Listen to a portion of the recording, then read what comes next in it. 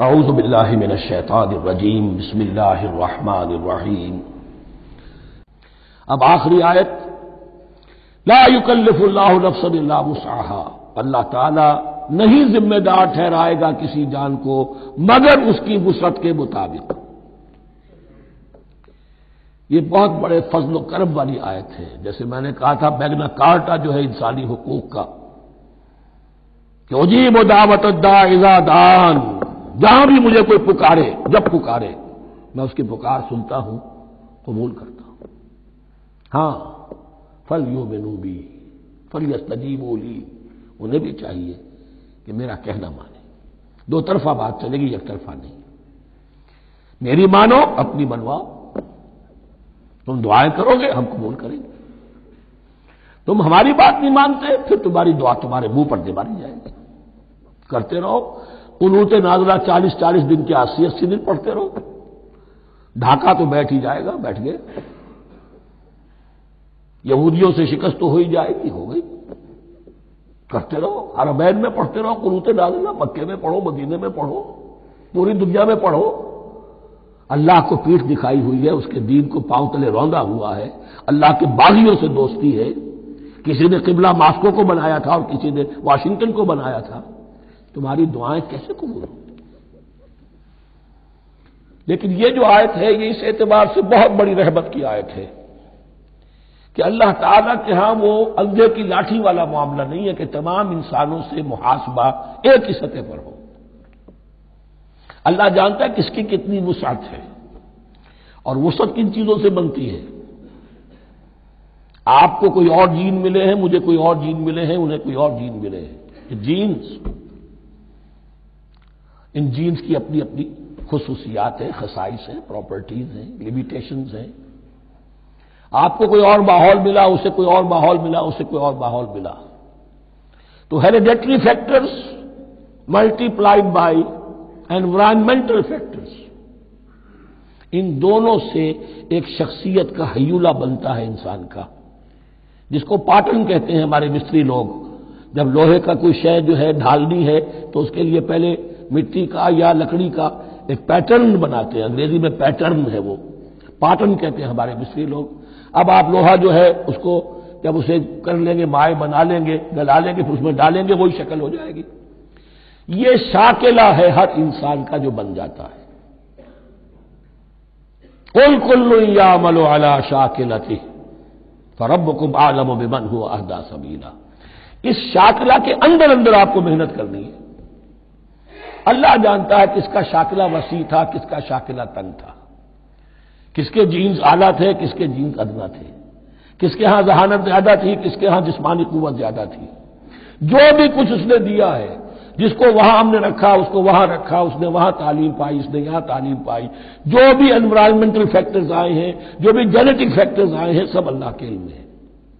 ان سب کو ملحوظ رکھ کے اللہ حساب دے گا۔ جو شاکلہ ہم نے تمہیں دیا تھا اس میں تم نے کیا کیا؟ ایک شخص کے اندر فرض کیجئے استعداد ہی ہے 20 درجے کی استعداد ہے، اس نے فرض کیجئے 18 درجے کام کر دیا، کامیاب ہو گیا۔ کسی میں استعداد 100 درجے کی تھی، اس نے 50 درجے کیا، ناکام ہو گیا۔ حالانکہ کمیت کے اعتبار سے 50 درجے زیادہ ہے 18 درجے سے، لیکن یہ 18 درجے کا کام وہ کر رہا ہے جس کے اندر استطاعت تھی ہی 20 کی، یا 18 ہی کی تھی، اس نے پوری کر دی۔ اور 50 درجے والا وہ جس کو اللہ نے دے رکھی تھی 1000 کی استطاعت، اس کا وہ 50 بیکار ہو گیا۔ تو اللہ تعالیٰ کا محاسبہ جو ہے انڈیویجول ہے، اس لیے فرمایا گیا کلہم آتی ہے یوم القیامت فردا، ان میں سب لوگ اس دن قیامت کے دن سب آئیں گے اکیلے اکیلے، تنہا تنہا۔ ہر ایک کا حساب ہوگا وہاں، اور ہر ایک کا حساب ہوگا لا یکلف اللہ نفسا الا وسعہا۔ اللہ ذمہ دار نہیں ٹھہرائے گا کسی بھی جان کو مگر اس کی وسعت کے مطابق۔ البتہ اس کا اب ایک ریورس ہے۔ ہوتا کیا ہے، ہم سمجھتے ہیں دنیا میں تو بھاگ دوڑ کر رہے ہیں، اور دین اجی ہمارے اندر تو استطاعت ہے، دین کے کام کی صلاحیت ہی نہیں ہے۔ دنیا میں دیکھیں بڑے کامیاب تیزی کے ساتھ دوڑ رہے ہیں، کامیاب پر کامیاب، دین ہمارے اندر تو استطاعت نہیں ہے، استعداد ہی نہیں ہے، کیا کریں؟ یہ دھوکہ ہے، سیلف ڈسپشن ہے۔ استعداد اور استطاعت کے بغیر اور صلاحیت اور ذہانت کے بغیر دنیا میں بھی آپ کما نہیں سکتے، محنت نہیں کر سکتے، کوئی نتائج حاصل نہیں کر سکتے۔ یہ دھوکہ اپنے آپ کو نہ دیجیے۔ یہ ہے جو کچھ کر سکتے ہو کیجیے، کھودیے اپنی شخصیت کو، کھود کر جو نکال سکتے ہو نکال دیجیے۔ ہاں آپ نکال سکیں گے اتنا ہی جتنا آپ کے اندر ودیت ہے، زیادہ کہاں سے لے آئیں گے؟ اور اللہ نے کس میں کیا ودیت کیا ہے وہ جانتا ہے، اس کا حساب لینا جو ہے محاسبہ وہ اس پر ہے کہ جو اس نے تمہیں دیا ہے۔ لا، اور یہ مضمون قرآن مجید میں 5 مرتبہ آیا ہے بہت اہمیت کے ساتھ۔ لا یکلف اللہ نفسا الا وسعها لها ما کسبت وعلیہا ما اکتسبت۔ اسی جان کے لیے ہے جو اس نے کمایا، اور اس کے اوپر وبال بنے گا جو اس نے برائی کمائی۔ لیکن لام اور اعلی، لہا ما کسبت، جو بھی اس نے نیکی کمائی اس کے حق میں ہے، اس کے لیے ہے، اس کا اجر ملے گا، ثواب ملے گا، اور جو بدی کمائی وہ اس پر وبال بنے گا، اسی کے لیے اس کو سزا ملے گی، اسی کے حوالے سے۔ اب وہ آخری دعا آ گئی، جامع ترین اور عظیم ترین دعا ہے قرآن مجید کی۔ ربنا لا تؤاخذنا ان نسینا او اخطانا۔ اہل ایمان کے راستے پر، عمل صالح کے راستے پر مقدور بھر، امکان بھر اپنی شخصیت کے کونوں کھدروں میں سے بھی نکال کر، اپنی ریزیڈول انرجیز کو بھی نکال کر اللہ کی راہ میں لگا دیں، لیکن اس کے بعد بھی کوئی غرہ نہ ہو، کوئی غرور نہ ہو، کوئی اپنی محنت پر، اپنی نیکی پر، اپنی کمائی پر، اپنے کارناموں پر کہیں انسان دھوکہ نہ کھا جائے۔ کیفیت کیا رہنی چاہیے؟ وہ یہ ہے تواضع، عجز، انکساری۔ ربنا لا تؤاخذنا ان نسینا او اخطانا۔ اے رب ہم سے مواخذہ نہ کیجو اگر ہم بھول جائیں یا ہم سے خطا ہو جائے۔ نسیان بھی ہے، الانسان مرکب من الخطاء والنسیان، انسان کے اندر یہ دونوں چیزیں، خطا اور نسیان، یہ تو گندی ہوئی ہیں۔ خطا یہ ہے کہ آپ نے اپنی امکانی حد تک تو نشانہ ٹھیک لگایا تھا، نشانہ خطا ہو گیا، ٹھیک ہے، کوئی بات نہیں، آپ کی نیت صحیح تھی۔ ایک اجتہاد کرنے والا اجتہاد کر رہا ہے، امکانی حد تک اس نے کوشش کی ہے کہ صحیح رائے تک پہنچے، لیکن خطا ہو گئی، اللہ معاف کرے گا۔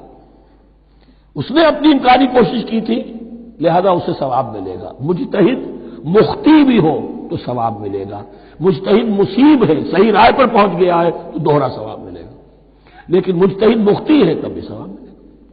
تو بھول چوک پر، یہ بھول چوک، خطا جو ہے چوک صحیح ہے بالکل لفظ اس کے لیے، چوک جانا، نشانہ چوک گیا۔ تو اے پروردگار جو بھی ہم سے سرزد ہو جائے، غلطی ہو جائے، بھول کی وجہ سے یا خطا کی وجہ سے، اس پر معاوضہ نہ کیجو۔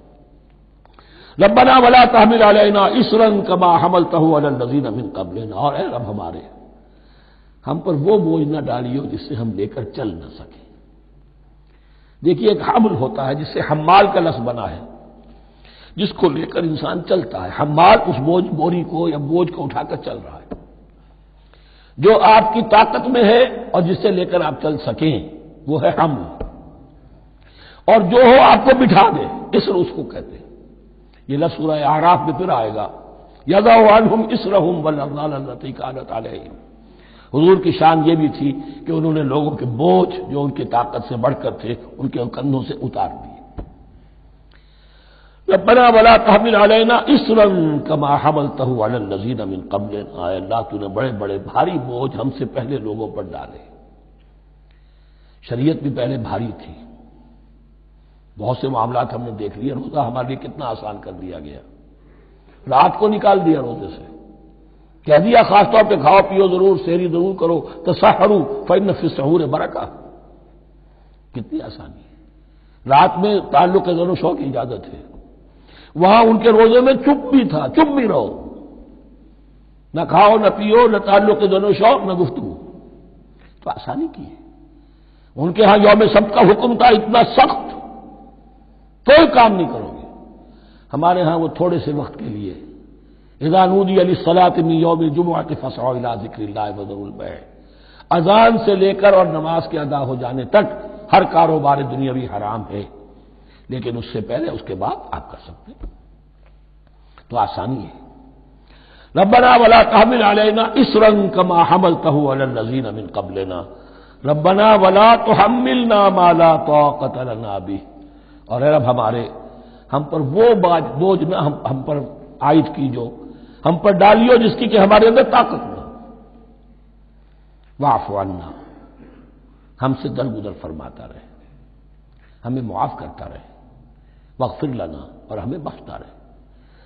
مغفرت کا لفظ جو ہے اس کو سمجھ لیجئے ڈھانپنا، مغفر کہتے ہیں خود کو، جو ہیلمٹ پہنا ہوتا ہے تاکہ گولی جو ہے وہ سر پہ لگے تو یہ آپ کو بچا لے، مغفر خود پہنتے تھے تلوار کے وار سے سر کو بچانے کے لیے، سر کو ڈھانپا ہوا مغفر سے۔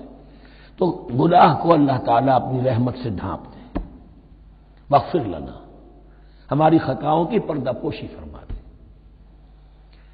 ورحمنا، اور ہم پر رحم فرما، انت مولانا، تو ہمارا مولا ہے، والی ہے، ہمارا پشت پناہ ہے، مددگار ہے۔